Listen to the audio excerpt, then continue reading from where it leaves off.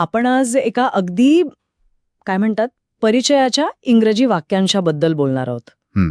जो विशेषतः भारतातल्या व्यावसायिक जगात म्हणजे कॉर्पोरेट वर्ल्डमध्ये सर्रास वापरला जातो रिव्हर्ट बॅक. हो, अगदी. खूप कॉमन आहे हा.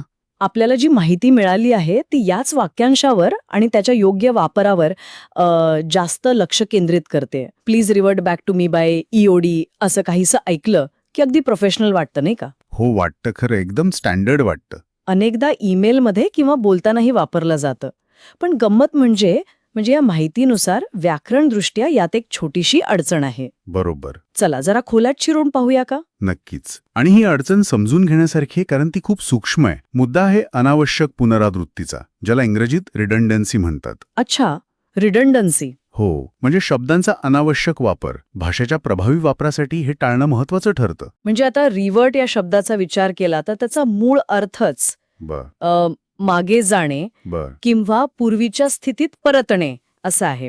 बरोबर आहे. अगदी बरोबर. हं. मूळ अर्थच तो आहे. त्यामुळे जेव्हा आपण रिव्हर्ट बॅक म्हणतो तेव्हा नकळतपणे आपण काय म्हणतोय, मागे परत परत जा असं बरोबर. काहीतरी. ओ, अच्छा. हो, हे म्हणजे शब्दांची दुप्पट पुनरावृत्ती झाली जी खरं तर गरजेची नाहीये. हे अगदी तसंच आहे जसं आपण सहसा रिपीट अगेन असं म्हणत नाही. नाही म्हणत. कारण रिपीट म्हणजे पुन्हा सांगणे हं, किंवा रिटर्न बॅक पण नाही म्हणत आपण. बरोबर.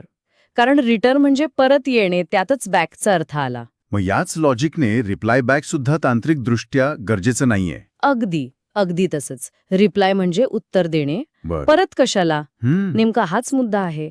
आणि याच तर्काने रिव्हर्ट बॅक वापरायची गरज नाहीये. मग योग्य काय? त्याऐवजी फक्त प्लीज रिव्हर्ट टू मी किंवा काइंडली रिव्हर्ट बाय मंडे असं म्हणणं व्याकरणदृष्ट्या अधिक अचूक ठरतं. अच्छा, यातला बॅक शब्द अनावश्यक आहे कारण त्याचा अर्थ रिव्हर्ट मध्येच आहे.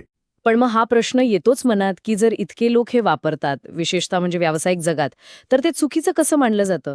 हे थोडं कन्फ्युजिंग आहे नाही का. हो, अगदी. हा प्रश्न अगदी स्वाभाविक आहे. पण बघा, कोणतीही गोष्ट मोठ्या प्रमाणावर वापरली जाते म्हणजे ती नेहमीच योग्य किंवा अचूक असतेच असं नाही. हां, हेही खरंय. भाषा सतत बदलत असते, पण औपचारिक किंवा व्यावसायिक लेखनात आणि बोलण्यात भाषेची स्पष्टता आणि अचूकता खूप महत्वाची असते. हो, प्रोफेशनलिझमसाठी ते महत्वाचं आहे. बरोबर. अशा छोट्या वाटणाऱ्या चुका टाळल्याने आपला संवाद अधिक प्रभावी आणि व्यावसायिक वाटतो. उगाच शब्दांची गर्दी नको. तर मग रिव्हर्ट बॅक ऐवजी नेमके कोणते शब्द किंवा वाक्यरचना वापरता येतील? इथे काही पर्याय सुचवले आहेत का? हो, आहेत की. अगदी सरळ पर्याय आहेत. जसं की सरळ please reply to this email म्हणा सिम्पल. किंवा let me know your thoughts किंवा अगदी सहजपणे फक्त काइंडली रिव्हर्ट बस. अच्छा, काइंडली रिव्हर्ट. हो, मुख्य गोष्ट ही की रिव्हर्ट वापरताना बॅक जोडायची गरज नाही. इतकंच. म्हणजे थोडक्यात सांगायचं तर रिव्हर्ट बॅक टाळावं, कारण त्यात शब्दांची अनावश्यक पुनरावृत्ती आहे, रिडंडन्सी आहे. अगदी. एकतर फक्त रिव्हर्ट वापरा किंवा संदर्भानुसार रिप्लाय किंवा रिस्पॉन्ड सारखा दुसरा जास्त योग्य शब्द निवडा. हे एका मोठ्या चित्राचा भाग आहे असं मला वाटतं.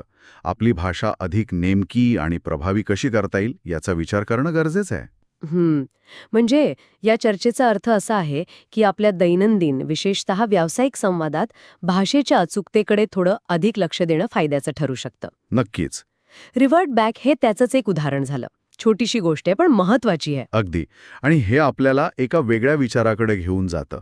म्हणजे हा विचार मनात येतो की काय रिव्हर्ट बॅक प्रमाणेच आपल्या व्यावसायिक इंग्रजीमध्ये किंवा अगदी आपल्या मराठीत सुद्धा असे आणखी कोणते शब्दप्रयोग किंवा वाक्यप्रचार असू शकतात जे आपण सर्रास वापरतो पण ज्यात कदाचित अशीच अनावश्यक पुनरावृत्ती किंवा एखादी सूक्ष्म चूक लपलेली असेल. अरे हो, हा इंटरेस्टिंग विचार आहे. हो ना. म्हणजे आपल्या नेहमीच्या भाषेच्या वापराबद्दल असा विचार करायला नक्कीच वाव आहे.